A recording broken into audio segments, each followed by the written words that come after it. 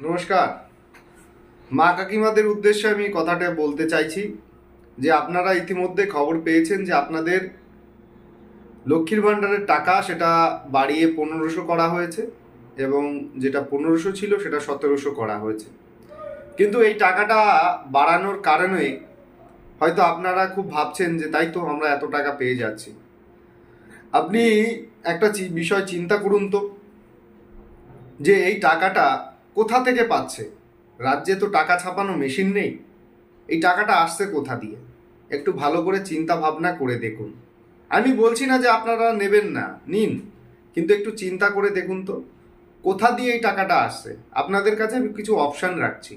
আপনারা জানেন, যদি আপনাদের বাড়িতে কোনো দাদা অ্যালকোহল অ্যাডিক্টেড হয়, মানে মদ খায়, মদ বাংলা কথায়, যদি মদ খেয়ে থাকে, তাহলে তাকে গিয়ে বলবেন যে বর্তমানে বাংলার দাম কত, দেখবেন সেটা 170-এর কাছাকাছি হয়ে গেছে, যেটা আর কি 130 টাকা 140 টাকা ছিল। এছাড়া যে সমস্ত বিদেশি মদ, যে বিদেশি মদের দাম প্রত্যেকটাতে 50 টাকা করে বাড়িয়ে দেওয়া হয়েছে। তাহলে ভাবুন, এটা কাদের কাছ থেকে নিচ্ছেন? আপনাদের স্বামীদের কাছ থেকে অতিরিক্ত টাকাটা নিয়ে সেটা আপনাদের দেখানোর চেষ্টা করছে। এটা গেল ফার্স্ট অপশান। সেকেন্ড আসছি, ইলেকট্রিক বিল। ইলেকট্রিক বিলে আপনারা দেখতে পাচ্ছেন যে ইলেকট্রিক বিল কি পরিমাণে আসছে।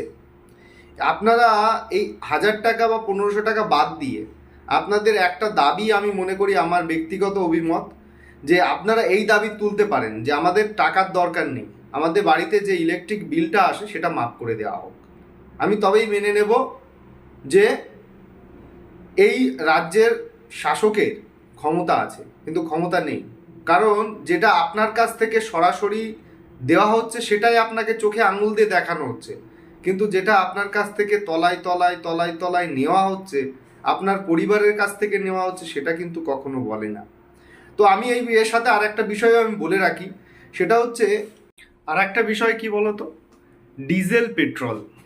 এই যে যে ডিজেল পেট্রোল অন্যান্য রাজ্যে কিন্তু নাই করে 10 থেকে 12 টাকা কম বিক্রিতে, কমে কিন্তু বিক্রি হয়। আমাদের রাজ্যে কিন্তু সেটা 10 টাকা 12 টাকা বেশিতে বিক্রি হয়।